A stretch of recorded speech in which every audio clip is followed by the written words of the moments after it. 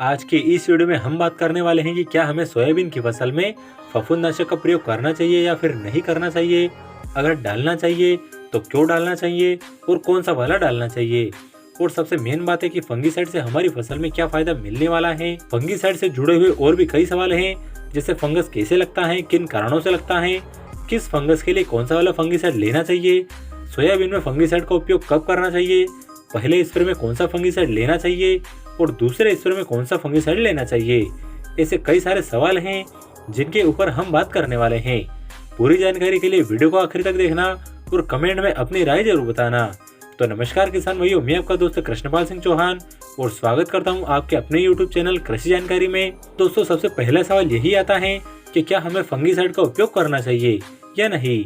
तो ऐसा बिल्कुल भी नहीं है कि कोई भी फसल बिना किसी रोग के पूरी तरह से तैयार हो जाए। हर फसल में किसी न किसी प्रकार के फंगस का अटैक देखने को मिलता ही है, जिसके लिए हमें फफूंदनाशक या फंगीसाइड का प्रयोग करना ही पड़ता है। अगर हम सोयाबीन की बात करें तो इसमें ज्यादातर 3 से 4 तरह की फंगस लगती हैं, जैसे कि झुलसा रोग, रस्ट, पत्ती धब्बा रोग, डाउनी मिल्ड्यू और पाउडरी मिल्ड्यू रोग। इस तरह की 3 से 4 तरह की बीमारियां ज्यादातर लगती हैं। अब किसान भाई, फसल में फंगस लगने के कारण की अगर बात करें, जिसके 2 मुख्य कारण हैं, जैसे कि रस चूसक कीटों का अटैक होना और दूसरा कारण अधिक नमी का होना। अगर हम रस चूसक कीटों की अगर बात करें तो यह किसी भी तरह का रस चूसक कीट हो सकता है और अगर वो फसल के पत्तों के रस को चूसेगा तो 100% संभावना है कि वहाँ वायरस आएगा ही आएगा। और किसान में रस चूसक कीटों में सबसे घातक है व्हाइट फ्लाई यानी कि सफेद मक्खी। सोयाबीन की फसल में पीला मोजक वायरस का सबसे मेन कारण यही सफेद मक्खी है। लगातार बारिश के चलते अधिक नमी के कारण एंथ्रेक्नोज और पोड ब्लाइट की समस्या आती है और कुछ फफूंद बीज की वेराइटी और जमीन के कारण भी होती है।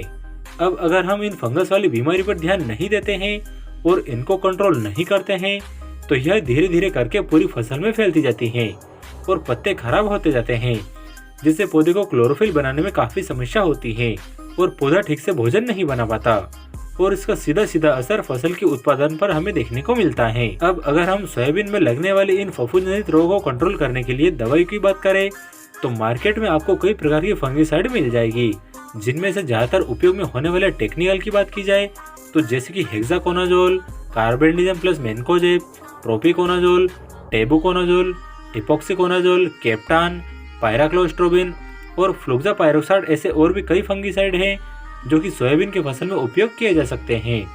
इनमें से कुछ टेक्निकल के काम करने का तरीका, रोग नियंत्रण की अवधि और रोग नियंत्रण की क्षमता अलग अलग है। बस इसी कारण से इनकी कीमत भी अलग अलग होती है।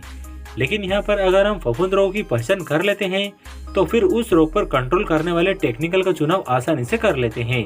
यहाँ पर अगर मैं आपको सबसे सरल भाषा में समझाऊं तो लगातार बारिश के कारण अधिक नमी के चलते फसल में पीलापन आता है, पत्ते पीले पड़ने लगते हैं या जड़ गलन होती है या किसी भी तरह का रस्ट लगता है, तो ऐसी अवस्था में आप हेक्साकोनाजोल, प्रोपिकोनाजोल और टेबुकोनाजोल जैसे फंगीसाइड का स्प्रे कर सकते हो, क्योंकि अधिक नमी से लगने वाले रोगों पर ये अच्छे से काम करते हैं। लेकिन अगर नमी से होने वाली बीमारी नहीं है और रस चूसक कीट या फिर सफेद मक्खी कारण दाग धब्बे हैं, जैसे कि टिक्का रोग, पत्ती धब्बा रोग, झुलसा रोग या किसी भी तरह का लीफ स्पॉट हो, तो ऐसी अवस्था में आप कार्बेंडिजम प्लस मेन्कोजेब को ले सकते हो या फिर प्रोपिकोनाजोल या टेबुकोनाजोल को ले सकते हो या फिर प्राइक्सर वाला टेक्निकल भी ले सकते हो।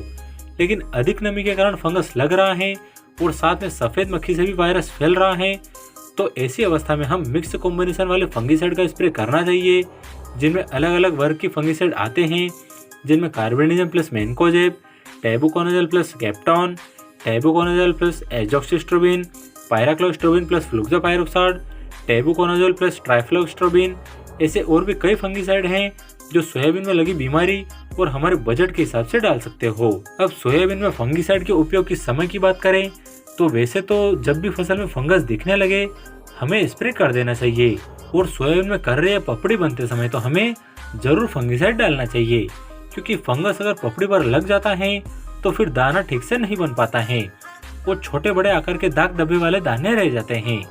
अब किसान भाइयों, आप पहले फंगीसाइड सोयाबीन में दे या ना दे, लेकिन कर्रे और पपड़ी बनते समय फंगीसाइड देना बहुत जरूरी है।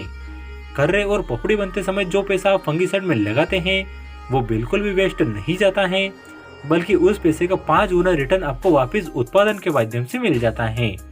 शुरुआती अवस्था में लगने वाले फंगस के लिए हम सस्ते और अच्छे फंगीसाइड का स्प्रे कर सकते हैं, जैसे कार्बेंडिजम प्लस मैनकोजेब की पूर्ति के लिए यूपीएल के साफ को ले सकते हैं, जो कि 500 रुपये प्रति किलो के हिसाब से मिलता है, जिसे 300 से 400 ग्राम प्रति एकड़ के हिसाब से स्प्रे कर सकते हो।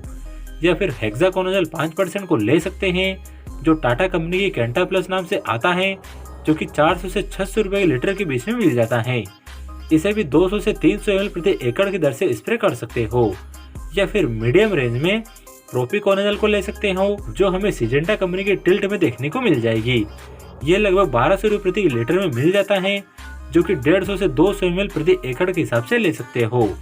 अब कर्रे और पपड़ी बनते समय हम मीडियम और हाई रेंज वाले फंगीसाइड को ले सकते हैं, जैसे कि बीएसएफ की प्राइक्सर या फिर बीएसएफ की ओपेरा, बायर की नेटिवो या फिर बायर की फोलिक्यूर, अडामा की कस्टोडियो या फिर ड्यू पॉइंट की गिलीलो जैसे फंगीसाइड का स्प्रे कर सकते हो। हालांकि इनका खर्च अधिक आता है, लेकिन मैं आपको पहले ही बता चुका हूँ कि आपको इनकी खर्च का 5 गुना रिटर्न मिल जाता है।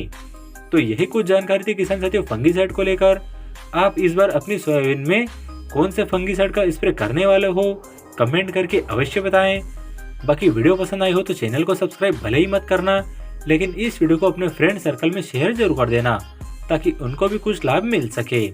बाकी वीडियो देखने के लिए धन्यवाद।